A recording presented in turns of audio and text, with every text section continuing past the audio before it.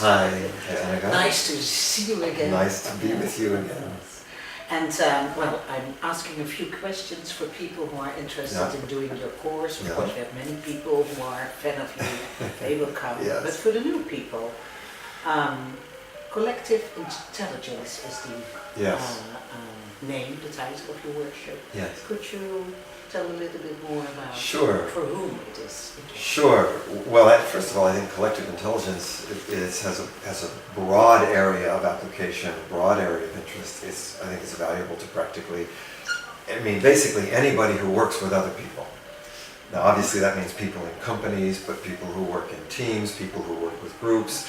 And the idea of collective intelligence, I think of one of the simplest ways to start to really get at what's special about it is I distinguish collective intelligence from collected intelligence. Mm-hmm. In collected intelligence, you basically have a situation where 1 + 1 makes 2. You do something, I do something, or you know something, I know something, and we kind of contribute it.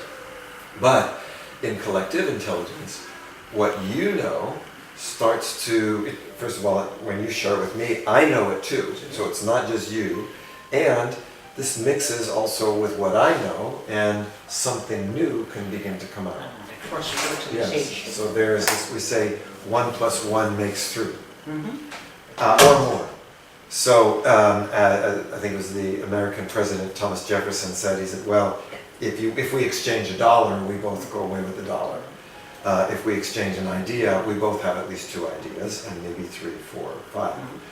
Now, this topic is also the topic of my new book, which has just come out, on generative collaboration, which is about releasing the creative power of collective intelligence. Mm-hmm. And so this has to do with how do we create these conditions under which we do get this kind of multiplying, capacity. Because one of the things that we know is that bringing people together does not necessarily produce intelligence. It can actually reduce the intelligence. Mm-hmm. They talk about so-called mob mentality, where you get the lowest common denominator. So I was wondering, is this program then more for people who are in like a team leader, so they can, what they learn, can use that, or can you use it as well as you're just a member of it? If you can use it as, first of all, now you bring up the term leadership, which of course is important. So a part of any kind of working with a group involves certain kinds of leadership. Now, what you find is that for true collective intelligence, you're not going to be able to have the traditional form of leadership, which is top-down, compartmentalized, what they call silos, etc. People work inside their box, etc. So actually, for collective intelligence, leadership begins to take on a much more fluid, kind of activity. So certainly somebody who is a leader of a team is going to benefit from this. But anybody who works with others, this is going to be valuable, because it's all about creating the conditions under which collective intelligence can emerge. One of the things I'll be talking about, and I was writing this in my new book, Google spent something like 5 years and $2.5 million researching their best teams. They were trying to find what's the recipe for a perfect team. And what they came up with was rather interesting, because it didn't actually have to do with you had a good boss. In fact, that didn't seem to have anything to do with it. In fact, the composition of the team, who was in the team, had very little to do with how good the team was. There were certain fundamental things, like, for example, what they called equality of turn-taking, meaning that more or less everybody had an equal chance to share something. There was also things that they called social sensitivity, meaning that people had, in the NLP language we would say, people were able to sort of calibrate each other. They could have a sense of what emotional impact something was happening. And they said the single most important thing to have a good team was what they called psychological safety, meaning that people did not have to worry about being judged, shamed, criticized if they said something. So now notice that doesn't particularly have to do with who's the boss, right? It actually has to do with what conditions are created by the whole team together. And that's the kind of things we're going to be... by everybody present. Yes, exactly. And in fact, I mean, I think you used a very important term there, which is about presence. That in fact, the more the people are fully themselves and fully there, the more you get this kind of what Google is calling a collective IQ. And the collective IQ is very different than the individual IQs. You can have one of the really, sort of big paradoxes in a sense of, you see this in a lot of businesses and also governments, the fact that you get a group of people with high IQs individually does not mean you will get a high group IQ. In fact, in many cases, that's counter to the group IQ. What's more important is to have diversity. Some of the greatest disasters, political disasters, have happened where you get a group of experts who basically all think alike, and they all agree this is the best approach, and of course something is left out. Nobody asks the stupid question, and so... Of course, we do have a solution of that at the EAP, the mind zone. Yes, the mind zone, of course. Find people. However, so you have a diverse group, that's one of them. And this is a topic, so I'm wondering what for you is that you said, oh, that's the difference that I find out by writing this. This is the difference that makes a difference, because it's a topic that's present in life. But so what you find out? So one of the things I'll be presenting is there's the collective intelligence model. And so at the foundation of this collective intelligence model is, of course, everything starts with a mindset.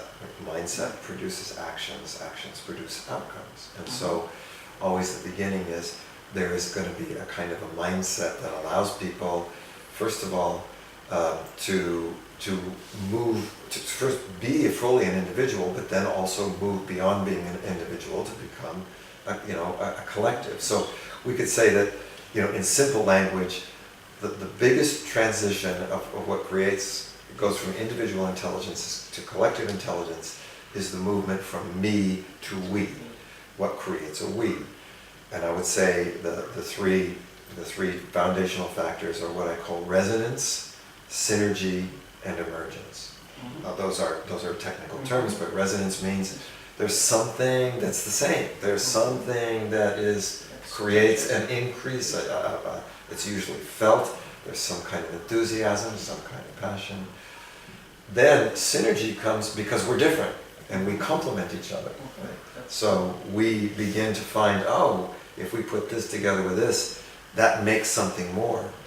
And the most exciting part, the most exciting thing is when you get emergence. And what emergence means is something comes that none of us could have predicted. Right? Something begins to emerge that's not you. It's not like my idea and your idea, and it's not even the combination of your idea and my idea. It's something that begins to come, something new that begins to come out of that. And that's where you really find that the most powerful forms of collective intelligence are. It's not your idea plus my idea. It's our idea that none of us would have ever known when we started. And it's our knowledge that is, begins to inform us. I've had this just in some very practical ways, in this work I do with generative coaching with Steve Gilligan, right? So Gilligan comes from Ericksonian hypnosis. I come from NLP. Generative coaching is not just NLP plus Erickson hypnosis. It's actually something new that is not Stephen's, it's not mine, right? It's ours. And you couldn't say, well, that's my part, and that's your part, that's mine. It's like, well, it's this whole new thing that's neither NLP, nor Erickson, nor Dilts, nor Gilligan. And yet, it's kind of like giving birth to something. And this, I think, it's really powerful because it's both, it's exciting, it's self-rewarding. Like collective intelligence, people love it because it's rewarding in and of itself. You have this feeling of being something more It's like, why people love to play on sports teams, why you have this feeling of being something more. But also, it's very practical, right? Because you are contributing, creating something new. And so there's a practical value and a personal value, a transpersonal positive experience. So hearing it, it's great to be able to read about the book, but the way we talk about it, it's very clear to me that Absolutely. to having the reference experiences, Right. knowing it, that's what is helpful to use it in. I like to say it's a little bit like, you can read a book about somebody being in love. It's a little different than when you are in love yourself. I mean, so to read about it it's of course, it's interesting. But the experience of it is really where, of course, the value of being able to actually do it and then recreate it comes from that. Okay, well, thank you. You're welcome. As you can see, I'm excited about it. I'm enthusiastic. I think in Dutch, I gun het iedereen zo'n ervaring. I think everybody I think could have experience like that. So thank you. You're welcome.